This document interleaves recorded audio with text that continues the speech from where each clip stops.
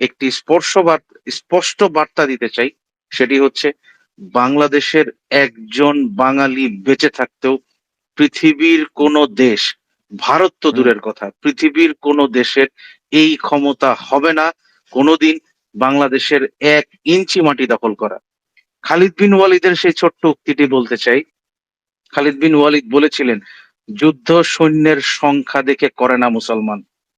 যদি क्या बात। মুসলমানের যুদ্ধ করার প্রয়োজন হয়, মুসলমান যুদ্ধ করে শুধুমাত্র আল্লাহর সাহায্যে।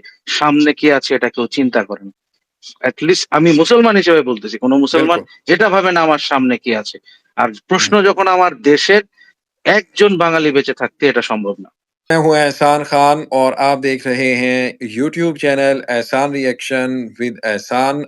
आज हमारे साथ बांग्लादेश से जुड़े हैं फैसल हुसैन खान। सोशल एक्टिविस्ट हैं और सियासत को बहुत ही नजदीकी से देखते हैं। फैसल हुसैन खान, आपका बहुत शुक्रिया एहसान रिएक्शन के लिए आपने टाइम निकाला। ধন্যবাদ এহসান ভাই, এবং আপনার মাধ্যমে আপনার চ্যানেলের সমস্ত দর্শক এবং পাকিস্তানের সমস্ত জনগণকে আমার এবং বাংলাদেশের পক্ষ থেকে আসসালামু আলাইকুম এবং জুম্মা মুবারক। जी, वालेकुम अस्सलाम। बहुत शुक्रिया फैसल भाई। व्यूअर्स, बांग्लादेश और जो भारत है, इनका कॉन्फ्लिक्ट बहुत बढ़ चुका है दोनों ममालिक का। और जिस तरह से हिंदू कार्ड खेल रहा है हिंदुस्तान बांग्लादेश के खिलाफ, चिन्मय कृष्णा दास की जो गिरफ्तारी हुई, उसको अरेस्ट किया गया उसके बाद, और फिर एहतजाज प्रोटेस्ट हुआ इंडिया में, त्रिपुरा अगरतला बांग्लादेश का जो हाई कमीशन है उसमें तोड़-फोड़ की गई, बांग्लादेश का जो झंडा है उसको जलाया गया। इसी तरह वेस्ट बंगाल कलकत्ता जो कैपिटल है उसके अंदर में भी बांग्लादेश का जो हाई कमीशन है वहां में भी प्रोटेस्ट किया गया। तो इसको देखते ही देखते अब जो टेंशन है काफी बढ़ चुकी है। बड़ी से बड़ी जो डेवलपमेंट हो रही है वो उसकी न्यूज सामने आ रही है। और जो नेता हैं, लीडर हैं हिंदुस्तान के, वो कह रहे हैं कि बांग्लादेश पर हमला करो, ये ऐसे बाज नहीं आएगा। और बांग्लादेश में भी ऑल पार्टीज एक मीटिंग हुई है जिसमें एक बड़ा स्ट्रॉन्ग मैसेज दिया है प्रोफेसर यूनुस ने हिंदुस्तान को सॉलिडरिटी का, कि हम नेशनल इशू पर सब इकट्ठे हैं। तो अब क्या लगता है फैसल खान आपको, कि ऊंट किस करवट बैठेगा? क्या ये गुत्थी सुलझा ली जाएगी? फिर जिस तरह से बांग्लादेश की एम्बेसी के ऊपर हमला हुआ है, अब बांग्लादेश इस पर किस तरह से रिएक्ट करने जा रहा है हिंदुस्तान के खिलाफ, बताइएगा। ধন্যবাদ। আমি প্রথমে যে জিনিসটা বলতে চাই সেটা হচ্ছে একটা তথ্য দিয়ে আজকের আলোচনাটা শুরু করতে যাচ্ছি। जी। ভারতের মিডিয়া যে তথ্য প্রচার করে সারা বিশ্বে বা প্রত্যেকটা দেশের এগেনস্টে, তো এই ইন্টারন্যাশনালি কয়েকটা সার্ভে হয়েছে। এর মধ্যে हुँ, একটা সার্ভে করেছে জার্মানির স্পেশাল একটা গ্রুপ, এবং हुँ, চাঞ্চল্যকর বিষয় হচ্ছে মাইক্রোসফটের মতো প্রতিষ্ঠান একটি সার্ভে করেছে এই নিউজ গুলোকে নিয়ে, সারা বিশ্বের কোন কোন দেশ কেমন নিউজ প্রচার করে, কেমন সাংবাদিকতা করে। এই हुँ, তালিকায় মিথ্যা তথ্য ছড়ানোর যে রেকর্ড করেছে ভারত, সারা हुँ, পৃথিবীতে তারা নাম্বার ওয়ান মিথ্যা সংবাদ প্রচার এবং প্রোপাগান্ডা ছড়ানোতে। এই তথ্য থেকে যেটা বোঝা যায়, ভারত हुँ, তার মিডিয়াতে যা বলে সবই মিথ্যা, সবই প্রোপাগান্ডা। हुँ, নাম্বার ওয়ান। 2 নাম্বার বিষয় হচ্ছে আগরতলায় বাংলাদেশ যে উপদূতাবাসে হামলা হয়েছে, এই হামলাটা ভারত সরকারের মদতপুষ্ট ছিল, এবং ভারতের আইন শৃঙ্খলা রক্ষাকারী বাহিনী জানতো যে এই হামলাটা হবে, কারণ এই হামলাটা যেদিন হয়েছে তার ঠিক 7 দিন আগে, তার हुँ, ঠিক 7 দিন আগে আহ হামলাটা হয়েছে 2/12/2024। এই হামলা চালানোর ঠিক 7 দিন আগে হিন্দু সংঘর্ষ সমিতি নামে একটি সংগঠন রেজিস্ট্রেশন হয় ভারতের ত্রিপুরাতে। মাত্র 7 দিন আগে हुँ, যে এই হিন্দু সংঘর্ষ সমিতি নামে যে সংস্থাটি, এই সংস্থাটি আসলে বাংলাদেশের দূতাবাসে হামলা চালানোর জন্যই তৈরি করা হয়েছিল, এবং এই সংগঠনটি বাংলাদেশ দূতাবাসে হামলা করেছে, বাংলাদেশের জাতীয় পতাকা পুড়িয়েছে ওখানে, বাংলাদেশের জাতীয় পতাকাকে অসম্মান করেছে, বাংলাদেশের জনগণকে অসম্মান করেছে প্রতিনিয়ত। আমি আপনার মাধ্যমে আপনার সমস্ত বাংলাদেশি দর্শক এবং সমস্ত পাকিস্তানের দর্শক এবং সারা পৃথিবীর মানুষকে জানাতে চাই, একটি স্পষ্ট বার্তা দিতে চাই।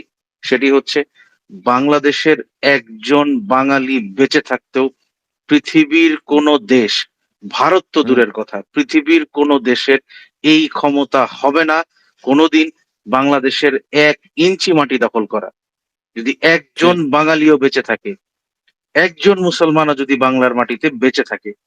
এবং আপনাকে আপনার মাধ্যমে আরেকটি তথ্য জানাতে চাই, সেটি হচ্ছে हुँ, ভারতীয় মিডিয়া এবং যারা মুসলমানদের বিরুদ্ধে প্রোপাগান্ডা ছড়ায় তাদেরকে বলতে চাই, আপনারা ইতিহাস ঘেঁটে দেখেন, ইতিহাস পড়েন।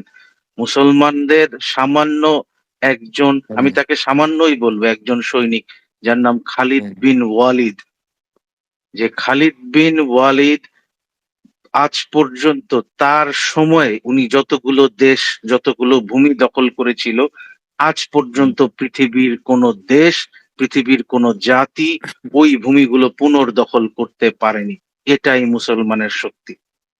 তো আপনার মাধ্যমে আমি জানাতে চাই সবাইকে যে বাংলাদেশের সবাই আমরা এক, হিন্দু, মুসলমান, বৌদ্ধ, খ্রিস্টান, প্রত্যেকটা ধর্মের মানুষ বাংলাদেশে একসাথে বাস করে।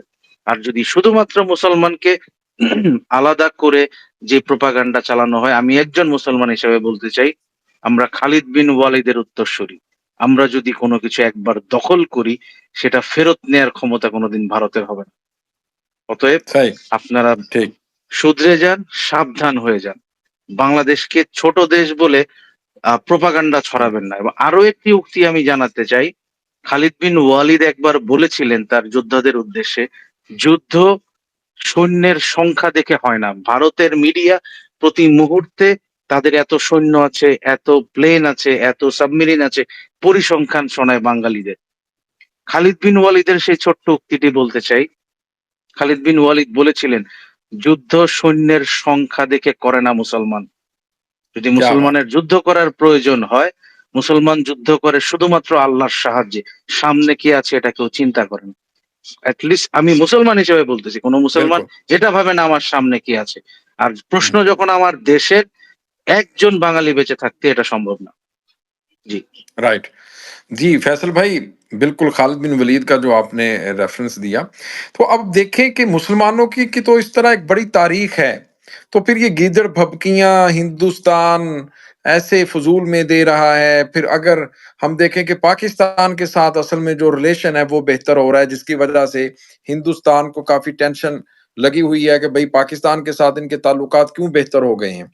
और सबसे बड़ी खबर ये अब निकल कर आई है कि 25,000 टन जो चीनी है, शुगर, वो पाकिस्तान से अब बांग्लादेश लेगा। 25,000 टन। तो ये জি। एक बड़ी खबर है। और फिर वीज़े के लिए जो सिक्योरिटी क्लीयरेंस होती है, वो खत्म कर दी है बांग्लादेश ने। ये बड़ी डेवलपमेंट है। फिर एक कोइंसिडेंट ये জি। हुआ है कि त्रिपुरा में हमला हुआ और फिर वीज़ा जो ऑफ़िस है वो बंद कर दिया गया। वहां पर हिंदुस्तान में अब हिंदुस्तानी उसको इसके साथ लिंक कर रहे हैं कि भाई पाकिस्तान के साथ आपने वीजा ओपन कर लिया और हमारा बंद कर दिया। দেখেন এইখানে যে বিষয়টা হয়েছে, পাকিস্তানের সাথে বাংলাদেশের যে ব্যবসায়িক যে সম্পর্ক, পাকিস্তান থেকে আমদানি রপ্তানি করার যে বিষয়টা, বিগত যে ভারতের পুতুল সরকার বাংলাদেশে ছিল, শেখ হাসিনার সরকার, এটা ছিল ভারত, শেখ হাসিনা ছিল ভারতের পুতুল।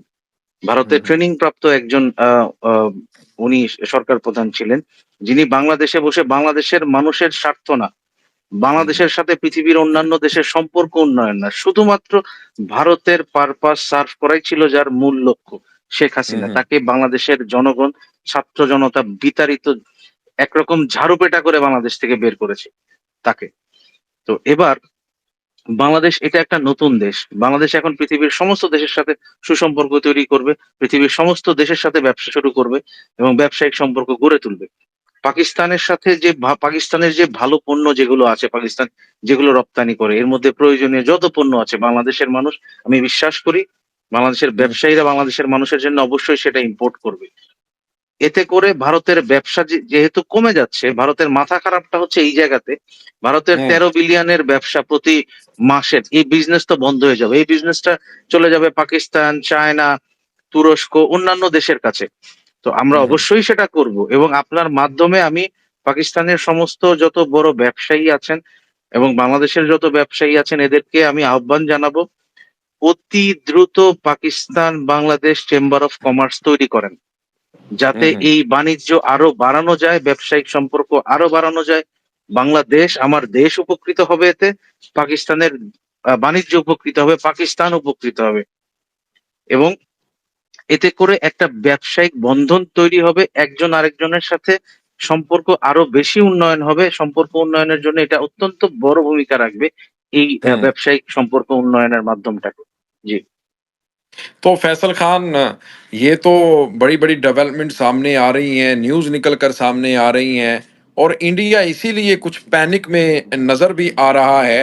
कुछ खबरें ये भी निकल कर सामने आ रही हैं कि JF-17 जो फाइटर जेट है, वो अब बांग्लादेश इंपोर्ट करने जा रहा है पाकिस्तान से। फिर ये भी एक खबर निकल कर सामने आ रही है कि जो तुर्किश मेड जो ड्रोन हैं, वो अराइव बांग्लादेश, और ये बांग्लादेश की जो सपोर्ट के लिए वो अब बांग्लादेश को मिल रहे हैं। तो ये भी एक बड़ी खबर निकल कर सामने आई है, जिसकी वजह से अब जो इंडिया है, वो काफ़ी बुखलाहट का शिकार है और जो पाकिस्तान की आर्मी है, जो पाकिस्तानी हैं, वो इस वक़्त अब इस वक़्त जो टाइम है ये गुज़र रहा है, बड़ा पैनिक और टेंशन क्रिएट हुई हुई है। और फिर खबर मेरे पास ये भी आ रही है कि कुछ हार्डलाइनर जो हिंदुत्व की सोच रखने वाले हिंदू हैं, इंडिया की साइड पर, वो तकरीबन 30-40 हज़ार के करीब वो लोग बॉर्डर पर आए, बांग्लादेश के बॉर्डर पर भी आने की उन्होंने घुसने की कोशिश की है। पाक बांग्लादेश की जो बीजीबी है, बा ब यानी बॉर्डर गार्ड फोर्स है, वो भी फुली इस वक़्त तैयार खड़ी हुई है और इस किस तरह से माहौल क्या है? क्या खबरें हैं आपके पास? ভারতীয়, আমি আগেই বলেছি, ভারতীয় মিডিয়া সারা বিশ্বব্যাপী প্রপাগান্ডা ছড়াচ্ছে যে বাংলাদেশে হিন্দুরা নিরাপদ নয়, हुँ, কিন্তু আজ পর্যন্ত তারা কোনো ঘটনার সঠিক তথ্য প্রমাণ সহ প্রমাণ তুলে ধরতে हुँ, পারেনি যে এই জায়গাটায় অত্যাচার হয়েছে हुँ, ইউনূস সাহেব সরকার প্রধান হওয়ার পর থেকে। এরপরে আরেকটি জিনিস আমি বলতে চাই, ইউনূস সাহেব যখন সরকার প্রধান হন তারপরে উনি, जी, এটা অনেকেই জানে না, ভারতকে আমন্ত্রণ জানিয়েছিল, ভারতীয় মিডিয়াকে আমন্ত্রণ জানিয়েছিল, আপনারা বাংলাদেশে এসে খুঁজে বের করে আমাকে দেখান हुँ, কোথায় হিন্দুদের উপর অত্যাচার হয়েছে। তারা কিন্তু আসেনি, তারা আসেনি কারণ জানে তাদের কাছে কোনো তথ্য প্রমাণ নেই, তারা শুধু মিথ্যাটাই ছড়াতে পারে, সারা বিশ্বব্যাপী বিদ্বেষ ছড়াতে পারে, মুসলমানদের প্রতি সারা বিশ্বে বিদ্বেষ ছড়াতে পারে। অথচ আপনি हुँ, চিন্তা করেন, সৌদি আরব থেকে ভারত প্রতি বছর শুধুমাত্র রেমিটেন্স পায় जी, 11.23 বিলিয়ন ডলার। সংযুক্ত हुँ, আরব আমিরাত, যাকে আমরা এর অন্যতম গুরুত্বপূর্ণ একটা সিটি দুবাইকে আমরা চিনি, সেই সংযুক্ত আরব আমিরাত থেকে প্রতি বছর 13.82 বিলিয়ন ডলার শুধু রেমিটেন্স পায়, মানে ভারতীয় লোকগুলো ওখানে যে চাকরি করে। তো हुँ, আপনারা এত বড় বড় কথা যে বলছেন, আমি ভারতকে বলতে চাই, যদি শুধুমাত্র মুসলমানরা চায়, মুসলমানরা কখনোই কারোর সাথে সংঘাত চায় না, কখনোই কারোর সাথে সংঘাত করে না। বাংলাদেশের মানুষ আমরা শান্তিপ্রিয় মানুষ, আমরা সম্প্রীতিতে বিশ্বাস করি, আমরা একসাথে চলতে বিশ্বাস করি সারা हुँ, পৃথিবীব্যাপী। আপনি দেখেন, ইউএনএ যখন ইউএন মিশনে বক্তৃতায় শাহবাজ শরীফের একটা বক্তৃতাকে কোট করে ভারতীয় একজন কূটনৈতিক বলেছিলেন যে উনি মিথ্যা কথা বলছে, অথচ আজকে ভারতের মিডিয়া এবং ভারতের রাজনীতিবিদরাই মিথ্যা তথ্যে পৃথিবীতে নাম্বার 1 হয়েছে, চ্যাম্পিয়ন তারা।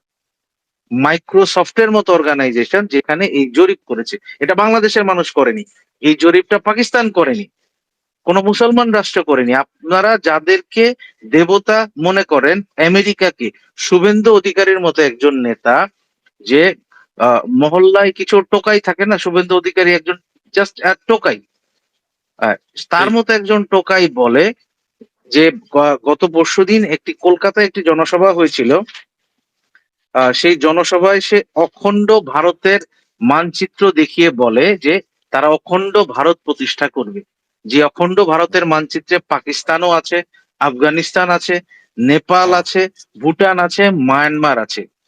बिल्कुल। এই সমস্ত এই দেশের মানুষগুলো কি হালুয়া? আপনাদের মন চাইবে আর খেয়ে ফেলবেন? এত সোজা? শুধুমাত্র মুসলমানরা যদি একবার ডাক দেয়, আপনারা মাটির নিচে যেও থাকতে পারবেন না। हुँ, हुँ, আমি हुँ। স্পষ্ট ভাষায় বলতেছি। তো ভাই কেন মিথ্যা প্রপাগান্ডা আপনারা ছড়ান? কেন হিংসা ছড়ান? পৃথিবীর সব দেশের মানুষের সাথে একসাথে থাকেন। আমরা সবাই একসাথে একসাথে বসবাস করি। একসাথে শান্তি সমৃদ্ধিতে যার, যার দেশ পরিচালনা করি।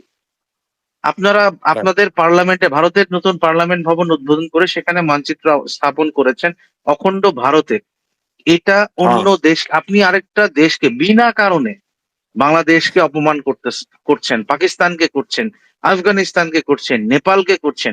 একবার চিন্তা করে দেখেছেন যে আমি আপনার মাধ্যমে পাকিস্তানের সমস্ত ইয়ুথকে हाँ, আহ্বান জানাবো আপনারা অনলাইনে প্রতিবাদের প্ল্যাটফর্ম তৈরি করেন।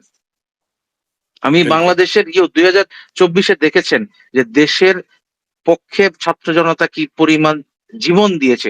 বাংলাদেশের ছাত্র জনতা অস্ত্রের মুখে দাঁড়াতে অতীতেও ভয় পায়নি, এখনো ভয় পায় না, ভবিষ্যতেও ভয় পায় না।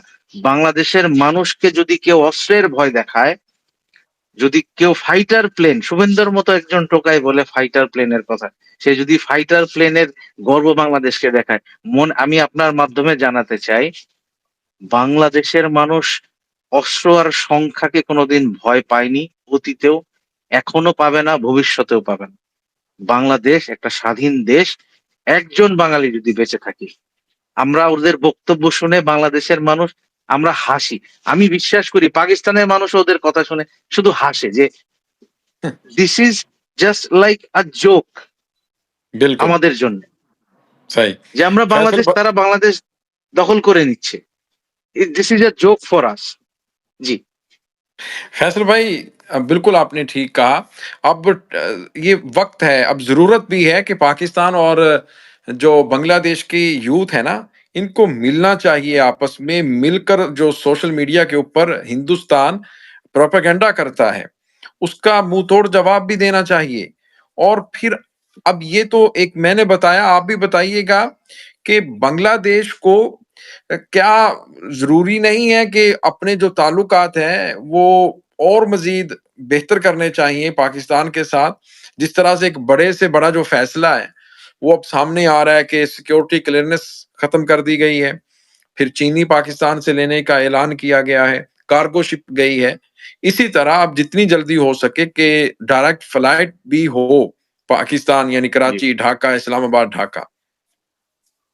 ইনশাল্লাহ খুব দ্রুত বাংলাদেশ সরকার প্রফেসর মোহাম্মদ ইউনূস এর গুরুত্ব জানেন। উনি অত্যন্ত বিজ্ঞ একজন মানুষ। উনার কাছে দেশ সবার আগে। তো উনি এই সিদ্ধান্ত খুব দ্রুতই এটাকে বাস্তবায়ন করবেন। করাচি থেকে ঢাকা ফ্লাইট চালু করবেন ইনশাআল্লাহ। আমরা বিশ্বাস করি अच्छा, এবং আপনি খুব জনপ্রিয় একজন মানুষ এহসান ভাই, পাকিস্তানে খুব বিখ্যাত একজন মানুষ। আপনাকেও আমি অনুরোধ করব, ভাই পাকিস্তানের ইয়ুথকে আপনি জাগিয়ে তুলেন। আপনার মাধ্যমে সবাইকে জাগিয়ে তুলেন। সবাই যেন অনলাইন প্ল্যাটফর্মে এটলিস্ট আমরা যার, যার জায়গা থেকে শুধু ভারত না, যে কোনো প্রোপাগান্ডার জবাব যেন আমরা দিতে পারি অনলাইন প্ল্যাটফর্মে। পাকিস্তান বাংলাদেশের ইয়ুথ যারা আছে এদের অনলাইনে একটা ফ্রেন্ডশিপ গ্রুপ হওয়া খুব জরুরি আমি মনে করি। যাতে এখান থেকে যার, যার অবস্থান থেকে আমরা দেখেন এইটা সবচেয়ে বড় সময় আমাদের সবাইকে এক হয়ে কাজ করার। এটা हुँ, সবচেয়ে চমৎকার সময়। এটা সবচেয়ে अच्छा, চমৎকার সময় পাকিস্তানের সাথে বাংলাদেশের বিজনেস বাড়ানো। জাহাজ একটা না, প্রতিনিয়ত আমরা চাই পাকিস্তান থেকে বাংলাদেশে জাহাজ আসুক এবং সেটাতে পাকিস্তানি পণ্য বাংলাদেশে আসুক, বাংলাদেশের বাজারে আসুক। এতে বাংলাদেশের মানুষ উপকৃত হবে। কারণ এখানে সঠিক দামে পণ্যটা আমরা কিনতে পারবো। এখানে কোনো প্রতারণা হবে না। যেটা ভারত সবসময় ভারতের সাথে বাংলাদেশের মানুষের হয়ে এসেছে। তো এই ठीक, জায়গাটা নিয়ে খুবই জরুরি কাজ করা এবং খুব দ্রুত কাজ করা। এবং আপনার মাধ্যমে আরেকটা জিনিস জানাতে চাই যে শুধু পাকিস্তান বাংলাদেশ না, পৃথিবীর সবগুলো মুসলিম দেশকে আমি আবারও এই আহ্বান জানাচ্ছি, আপনারা সবাই এক হয়ে, যারা মুসলমান, ইসলাম একটি শান্তির ধর্ম, আমরা শান্তিতে বিশ্বাস করি। দেখেন ইন্ডিয়া কত সামান্য একজন চিন্ময় কৃষ্ণ দাস বাংলাদেশে গ্রেপ্তার হয়েছে, তারা কত লাফালাফি করছে, অথচ তারা বলে যে তারা অসাম্প্রদায়িক, অথচ জাকির নায়েকের মধ্যে একজন বিখ্যাত স্কলারকে ইন্ডিয়া থেকে বের করে দেওয়া হয়েছে, একটা টু শব্দও করেনি। জাকির নায়েকের কি অপরাধ? हम्म हम्म শুধুমাত্র অপরাধ সে একজন মুসলমান, যার জন্য জাকির নায়েককে পাকিস্তান থেকে ইন্ডিয়া থেকে বের করে দেওয়া, দুঃখিত, ইন্ডিয়া থেকে বের করে राइट দেওয়া হয়েছে। জাকির নায়েক একজন ইন্ডিয়ান বংশোদ্ভূত নাগরিক, শুধুমাত্র মুসলমান হওয়ার কারণে তার দেশে তার জায়গা হয়নি। এই হচ্ছে राइट ভারতের চরিত্র। এইটা প্রত্যেকটা মুসলমান দেশের জেনে রাখা উচিত, জানা উচিত। আমি सही আহ্বান জানাচ্ছি সবাইকে এক হওয়ার, সমস্ত মুসলমান দেশ এক হওয়ার। জি। ठीक बहुत शुक्रिया फैसल हुसैन खान आपने एहसान रिएक्शन के लिए टाइम निकाला तो व्यूअर्स आपने एनालिसिस देखा फैसल भाई का बड़ी खुलकर बात कर रहे थे और पाकिस्तान फिर बांग्लादेश के जो रिलेशन है रिश्ता है उसके ऊपर भी फिर इंडिया के साथ जो बांग्लादेश की इस वक्त जो टेंशन बढ़ी हुई है कॉन्फ्लिक्ट है उसके ऊपर भी इन्होंने खुलकर बात की आप इनसे कितना एग्री करते हैं कितना डिसएग्री करते हैं बताइएगा कमेंट सेक्शन में मिलेंगे इंशाल्लाह नेक्स्ट वीडियो में तब तक के लिए अल्लाह हाफिज